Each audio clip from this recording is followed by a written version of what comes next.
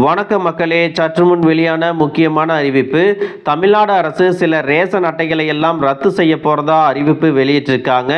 யாருடைய ரேஷன் கார்டுகளை எல்லாம் ரத்து செய்ய போறாங்க, யாருக்கெல்லாம் இனி ரேஷனில் பொருட்கள் கிடைக்காது, ரேஷன் கார்டுகள் ரத்தாகாமல் இருப்பதற்கு பொதுமக்கள் எந்தெந்த விஷயங்களை கவனிக்கணும் அப்படிங்கிற கூடுதலான தகவல்களை எல்லாம் தெரிஞ்சுக்க இந்த வீடியோவை ஸ்கிப் பண்ணாம கடைசி வரைக்கும் பாருங்க. அப்பதான் நாங்கள் சொல்லக்கூடிய தகவல்கள் முழுசா உங்களுக்கு தெரியும். இப்போ வாங்க வீடியோக்குள்ள போயிடலாம். மக்களே, தமிழ்நாட்டில் மாதந்தோறும் ஆயிரக்கணக்கான புதிய ரேஷன் கார்டுகள் கொடுக்கப்படும் அதே வேளையில் சிலரின் ரேஷன் கார்டுகள் ரத்தும் செய்யப்படுகிறது. என்ன காரணங்களுக்காக ரேஷன் கார்டுகள் ரத்து செய்யப்படுகிறது அப்படின்னு பார்த்தீங்கன்னா, ஒரு குடும்பம் ஒன்றுக்கு மேற்பட்ட ரேஷன் கார்டுகளை வைத்திருந்தால் அல்லது தவறான தகவல்களை எல்லாம் கொடுத்து ரேஷன் கார்டுகளை பெற்றிருந்தால் அந்த ரேஷன் கார்டுகள் ரத்து செய்யப்படும் அப்படின்னு சொல்லியிருக்காங்க. அடுத்ததா பார்த்தீங்கன்னா, ரேஷன் கார்டில் குடும்ப உறுப்பினர்களின் பெயர், முகவரி அல்லது வேறு ஏதேனும் முக்கியமான தகவல்கள் தவறாக இருந்தால் அதை சரி செய்யாத பட்சத்தில் உங்களுடைய ரேஷன் கார்டுகள் ரத்து செய்யப்படலாம் அப்படின்னு சொல்லியிருக்காங்க. மூன்றாவதா பார்த்தீங்கன்னா, பிலோ பாவர்ட்டி லைன் அப்படின்னு சொல்லக்கூடிய வறுமை கோட்டிற்கு கீழுள்ள மக்களுக்கான கார்டுகள். ஒரு குடும்பத்தின் வருமானமானது ஒரு குறிப்பிட்ட எல்லையை தாண்டும் பொழுது அந்த ரேஷன் கார்டுகள் ரத்து செய்யப்படலாம் அப்படின்னு சொல்லியிருக்காங்க.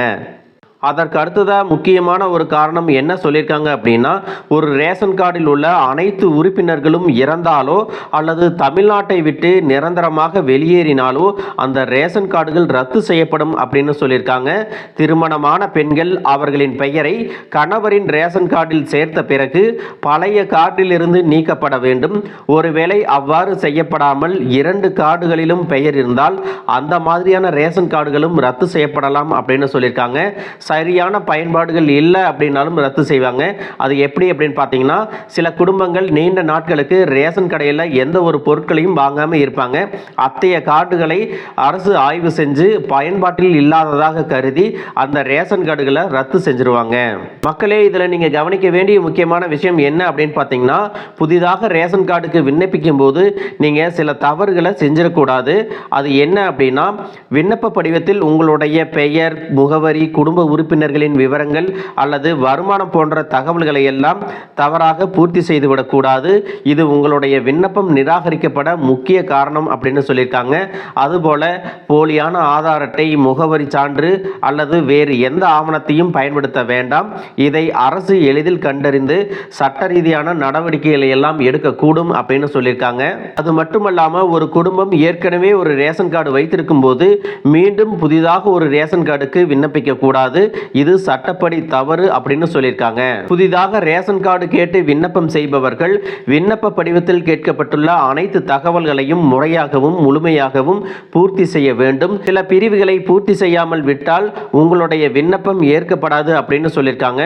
அது மட்டுமல்லாமல், இந்த விண்ணப்பத்தோடு இணைக்க வேண்டிய ஆவணங்களை நீங்க சரியாக இணைச்சிடணும். உதாரணத்துக்கு பார்த்தீங்கன்னா, ஆதார் அட்டை நகல், முகவரி சான்று போன்றவற்றை இணைக்காமல் விடுவது விண்ணப்பம் நிராகரிக்க காரணமாகும் அப்படின்னு சொல்லியிருக்காங்க. நீங்க புதிய ரேஷன் கார்டுக்கு விண்ணப்பிக்கும் பொழுது எந்த விஷயத்தை முக்கியமாக கவனிக்கணும் அப்படின்னு பார்த்தீங்கன்னா, புதிய ரேஷன் கார்டு பெற விண்ணப்பிக்கும் போது தேவையான அனைத்து ஆவணங்களையும் நீங்கள் தயாராக வைத்திருக்க வேண்டும். பொதுவாக ஆதார் அட்டை, முகவரி சான்று, மின்சார கட்டணம், வீட்டு வரி ரசீது போன்றவை, குடும்ப உறுப்பினர்களின் புகைப்படங்கள், எரிவாயு இணைப்பு விவரங்கள் ஆகிய விவரங்கள் எல்லாம் தேவைப்படும் அப்படின்னு சொல்லியிருக்காங்க. இதுக்கு எப்படி விண்ணப்பிக்கலாம் அப்படின்னா, தமிழ்நாடு பொது விநியோக திட்டத்தின் அதிகாரப்பூர்வ வலைதளம் tnpds.gov.in அப்படிங்கிற இணையதளம் மூலமாக ஆன்லைன் மூலம் விண்ணப்பிக்கலாம். அல்லது உங்களுக்கு அருகில் இருக்கக்கூடிய தாலுகா அலுவலகம் அல்லது வட்ட வழங்கல் அலுவலர், அதாவது தாலுக் சப்ளை ஆபீசர் அலுவலகத்தில் நேரடியாக உங்களுடைய விண்ணப்பங்களை சமர்ப்பிக்கலாம் அப்படின்னு சொல்லியிருக்காங்க. தமிழ்நாடு அரசின் அதிகாரப்பூர்வ வலைதள பக்கத்தை உங்களுக்கு ஸ்கிரீன்லையும் கொடுத்துருக்க, நீங்கள் செக் பண்ணி பார்த்துக்கலாம். மக்களே, இந்த விண்ணப்ப படிவத்தில் நீங்கள் கொடுக்கக்கூடிய அனைத்து தகவல்களும் உண்மையாக இருக்க வேண்டும். தவறான தகவல்கள் கொடுக்கப்பட்டால் உங்களுடைய விண்ணப்பம் நிராகரிக்கப்படலாம். குடும்ப உறுப்பினர்களின் விவரங்களையும் அவர்களுடைய பெயர், ஆதார் எண், பாலினம், வயது, உறவுமுறை இதை எல்லாவற்றையும் சரியாக பூர்த்தி செய்யணும் அப்படின்னு சொல்லியிருக்காங்க. ஏற்கனவே கார்டு இல்லை என்பதை நீங்கள் ஒரு முறை உறுதி செஞ்சுக்கணும். ஒரு குடும்பமானது ஒன்றுக்கு மேற்பட்ட கார்டுகளை வைத்திருக்க கூடாது. இந்த விஷயங்களை எல்லாம் கவனத்தில் வச்சு நீங்கள் விண்ணப்பித்த பிறகு உங்களுக்கு ஒரு ரெஃபரன்ஸ் நம்பர் கொடுப்பாங்க.